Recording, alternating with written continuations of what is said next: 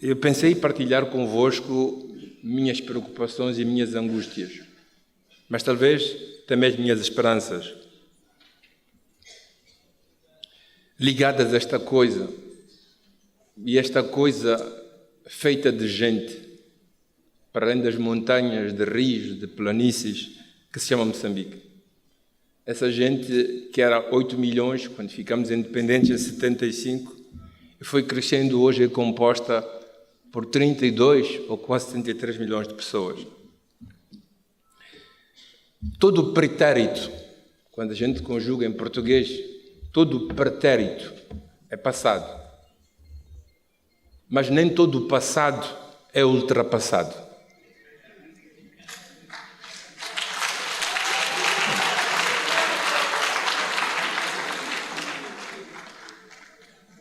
Há pretéritos, há passados que, pela sua pujança e força, ressuscitam de vez em quando o nosso presente e o nosso futuro, condicionando-o, guiando-o e até criando problemas.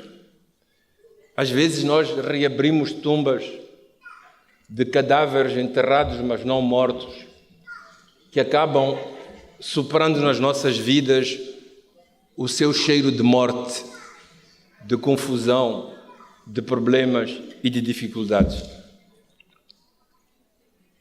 Não sei onde começa Moçambique, nem por onde começar para pensar nesta geografia que se tornou humana e se foi multiplicando nos tempos e que hoje compõe ou é composta por 33 milhões de pessoas. Agora que eu estava na Europa por razões de saúde, e encontrei um livro, por acaso, numa livraria, que falava dos 7 séculos de escravatura, desde o século VII ao século XIV, praticado em África e que era feita pelos árabes. É uma parte da nossa história que ninguém conhece, ninguém sabe e que nós falamos dela muito pouco. Ela incidiu muito sobre a África Ocidental, que é Níger, o que é Mali hoje, mas ela chegou aqui no Zanzibar e influenciou e teve um impacto enorme em muitas das nossas populações aqui no interior daquilo que é Moçambique hoje. Do século XV começou uma nova forma de escravatura, tão horrenda e horrível como a precedente, que durou 5 séculos. Oficialmente terminou em 1865 para os Estados Unidos. Os luso-brasileiros só terminaram em 1885, no mesmo ano em que, em Berlim, decidiram dividir os nossos espaços e criaram aquilo que se chama Moçambique. Quando vocês vão em Inhambane e vocês chegam no barco que de Inhambane vai para Machixe, está lá escrito: aqui capturavam-se as populações até 1912. Quer dizer que a escravatura não terminou em 1985. Se vocês vão à ilha de Moçambique, no centro, tem uma placa que fala de escravatura até 1926. Se vocês vão para o interior de Nampula, encontram placas que falam do processo de escravatura até os anos 30. Se um dia forem para as reuniões ou para as Maurícias, vocês vão encontrar populações pretas, escuras, como nós, que são chamadas Moçambique, porque nós fomos a última parte do continente, depois de termos começado a dar escravos. Os últimos escravos que provinham da nossa zona chamavam-se Moçambique. E chamam-se ainda hoje a essa população de Moçambique.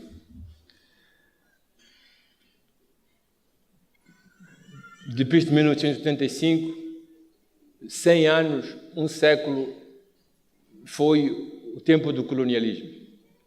Depois da Segunda Guerra Mundial, eu vou ser muito curto na minha história, nas minhas angústias, nas minhas interrogações. Depois da Segunda Guerra Mundial, em 1948, em Nova Iorque, declararam-se os direitos humanos da segunda geração. Decidiu-se que todos os povos do mundo tinham direito a ser livres, a se autodeterminarem, a serem independentes. Todavia, quando a Algéria disse eu quero ser independente, a França fez guerra. Quando a Indochina, que depois chamou-se Vietnã, decidiu ser independente, a França fez guerra. Quando Madagascar decidiu ser independente, houve massacres.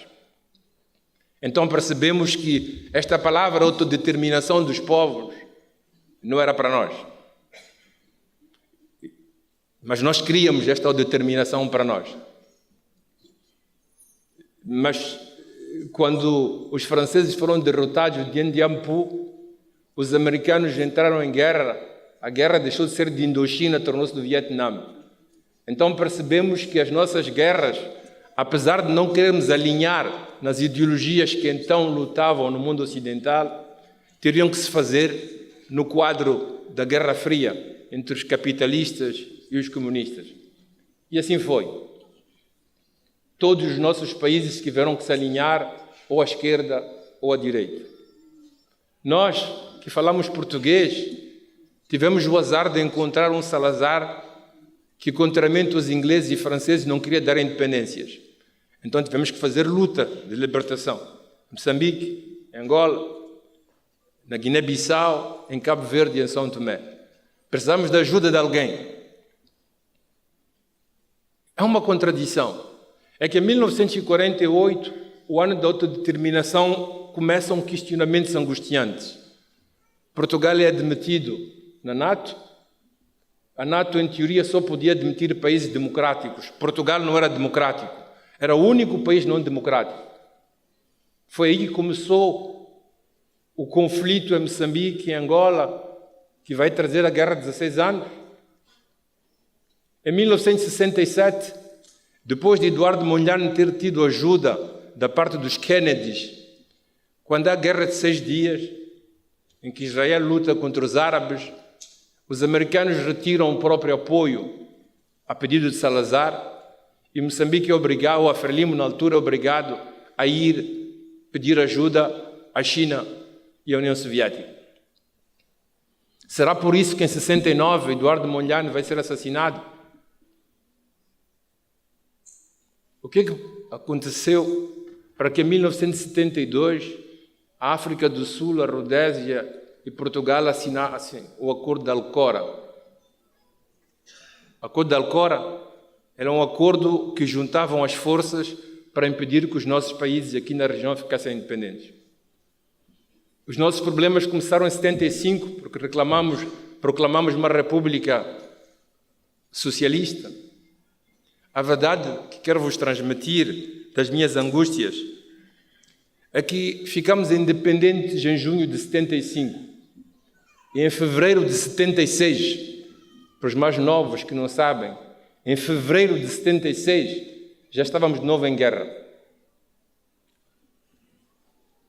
O exército sul-africano bombardeou uma zona da Beira, uma refinaria de gás e petróleo, depois bombardearam Chiqualaquala, aqui, e Mapai, na zona de Gaza. Era o início de uma guerra que ia durar 16 anos. Chamou-se civil, mas ela acabou quando a guerra entre as potências terminou.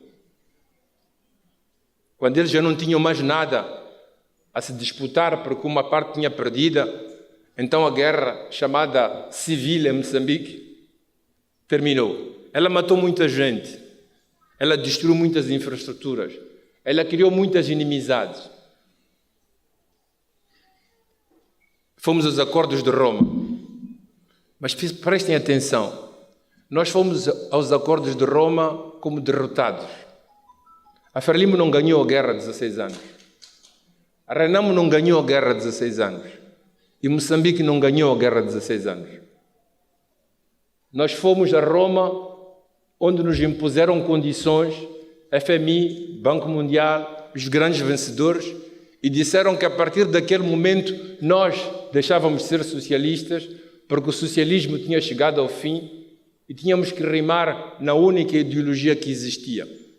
E essa ideologia era o liberalismo econômico, era o capitalismo. Ficámos capitalistas. Só que esse capitalismo, ou com esse capitalismo, nós perdemos o nosso contrato social.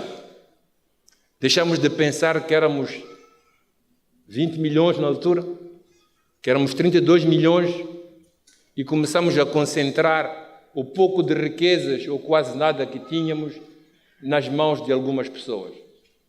Começamos a perder de vista aquilo que é a razão do nosso percurso, desde a primeira escravatura árabe, a segunda escravatura europeia, o colonialismo, as nossas lutas, as nossas batalhas, que era para sermos livres, independentes e iguais, em termos de possibilidades para todos e cada um.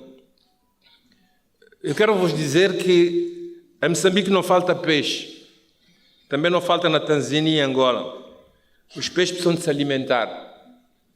Talvez não falte peixe porque há muito sangue de cadáver.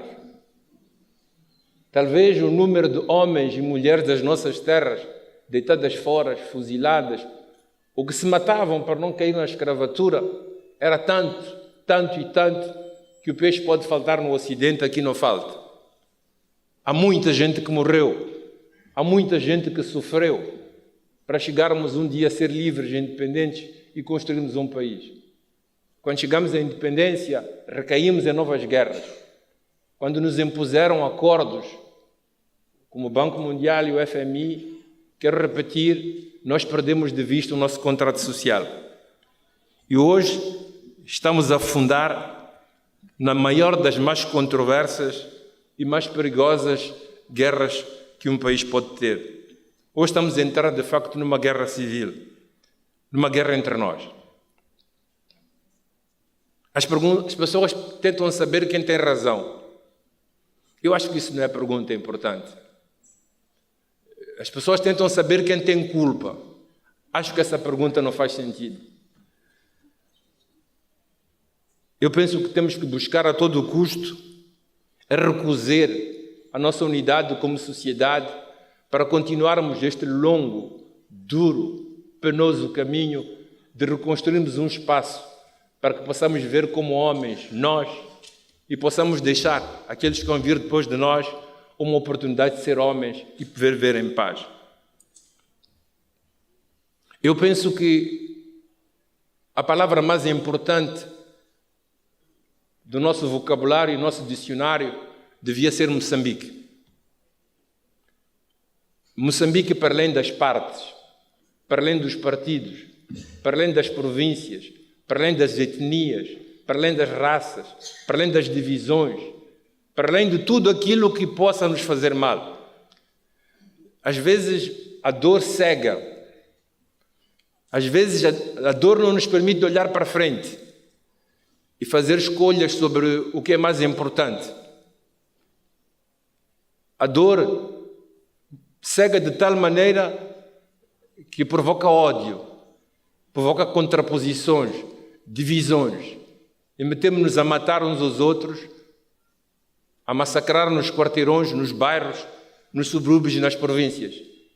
E quanto mais pessoas matamos, quanto mais morrem, mais mártires temos e mais vontade de vingança temos. Quanto mais pessoas morrem, mais nos dividimos. Quanto mais nos concentramos a matar entre nós, o gás não parou de sair em Cabo Delgado. Não parou nem um dia de sair em Cabo Delgado. Elon Musk não parou nem um dia de ter o grafite de Balama. Não há um dia em que os peixes não são pescados no alto mar, em que aqueles recursos que nós precisávamos para ajudar as nossas crianças nas escolas, os nossos doentes nos hospitais, na reconstrução de infraestruturas e do crescimento do nosso país, não são levados por outros. A violência e o ódio cegam e fazem-nos esquecer o que é o mais importante. O mais importante é Moçambique. E para ter este Moçambique, temos que nos reconciliar entre nós. Esta devia ser a palavra de ordem, na cabeça e no coração de cada um de nós. Por quanto mal nos tenhamos feito, por quanta dor possamos ter, os homens que conseguem avançar na vida são aqueles que conseguem priorizar o futuro. Dizer que no altar do futuro podemos e devemos sacrificar todos os passados e todas as dores. Nós precisamos de paz. Nós precisamos de nos reencontrar. Nós precisamos, para ter paz, para ter um reencontro, precisamos de justiça. Vou terminar com isto. Qualquer filósofo que se respeite, qualquer teólogo que se respeite, qualquer estudante de direito que se respeite, como são alguns colegas dentre nós, a um momento ou no outro da própria existência, estão confrontados com esta ideia de justiça. Aliás, o direito fez da justiça a base fundamental da construção de toda a arquitetura do seu grande edifício de leis, de constituições e de direito positivo que nós conhecemos. Cada filósofo que se respeite tem uma sua definição de justiça. Às vezes, justiça é fazer pagar e confunde-se com vingança. Às vezes, justiça confunde-se com vingança, confunde-se com ódio, confunde-se com a necessidade de ver o outro a sofrer, fazê-lo pagar pelo mal que nos fez. Eu costumo chamar a justiça uma mulher, uma costureira. O que é que faz uma costureira? Uma costureira pega numa agulha, pega fios diferentes e com muita paciência e tenacidade cose. Junta cores, junta tamanhos e faz uma camisola que nos aquece nos tempos de inverno. Quanto mais fio ela mete, mais a camisola é quente. E quanto mais cores ela mete, mais a camisola é bonita. A justiça não tem que ser vingança, não tem que ser fazer pagar, não tem que ser fazer mal, não tem que ser impedir a felicidade ou a sobrevivência de outros. Tem que ser uma capacidade de pegar fios dispersos, irmos cozendo com as nossas diferenças, cozendo com as nossas alteridades, cozendo com cores diferentes, com etnias diferentes, com partidos diferentes, com sensibilidades diferentes. Só assim se constrói um país. Só assim se permite que a população de um país possa estar junto e possa crescer. Por isso, nós fizemos formações diferentes. Nós fomos estudar engenharia, é a maioria dos nossos estudantes. Nós estudamos ciências humanas e sociais, estudamos direito. E parecia que a nossa missão fosse de fazer crescer Moçambique, praticando com ética e deontologia, como vocês leram aqui, aquilo que aprendemos e disseram vocês na leitura, a última palavra era para o bem da humanidade e para o bem de Moçambique. Parece que essa fosse a nossa vocação. Mas hoje subentra uma vocação mais urgente. Sermos costureiros. Costurarmos Moçambique. Participarmos a fazer com que a reconciliação do nosso país volte. Que a paz volte e que ela possa progredir. Essa é a condição para a nossa existência, é a condição para o nosso crescimento, é a condição para deixarmos um futuro àqueles que vão vir depois de nós. Eu queria vos sugerir isto ao terminar, que a palavra de ordem nas vossas cabeças e corações fosse Moçambique, por cima de tudo e de todos, por cima das partes. Que a palavra guia fosse esforço de reconciliação, que isto que nos custar, esforço pela paz. Não importa a quantidade nem a qualidade de esforço que temos que fazer. Esta é a condição para nós vivermos, sobrevivermos, crescermos. Esta é a condição para legarmos aquelas famílias que nos trouxeram, que estão atrás, mas aquelas famílias que estão em frente, que vamos construir alguma coisa, algum espaço, alguma possibilidade de se realizarem e de encaminhar-se em direção à possível felicidade. Então, a universidade não dá diplomas, dá missões. Quando nós vos damos um diploma, é como quando a gente dá a carta de condução a quem frequentou a escola de condução. E a gente diz para ele, tens aqui a carta de condução. Não é para guardares a carta de condução no armário, é para conduzires. Ninguém faz a carta de condução para deixar no armário. É para pegar no carro e conduzir. E quanto mais conduz, mais prática tem. Aos diplomas que nós vos distribuímos hoje, essa missão científica que vocês assumiram, eu quero vos sugerir uma segunda missão. A missão de costurar o país, de costurar Moçambique. Nas cabeças, nas inteligências e nos corações. A começar por vocês mesmos, e aqueles que estão próximos de vocês. Espero de vocês que saibam ser bons profissionais. Espero de vocês que saibam ser costureiros, que participem a costurar, custe o que custe, este Moçambique para nós e para aqueles que vão vir depois de nós. Obrigado.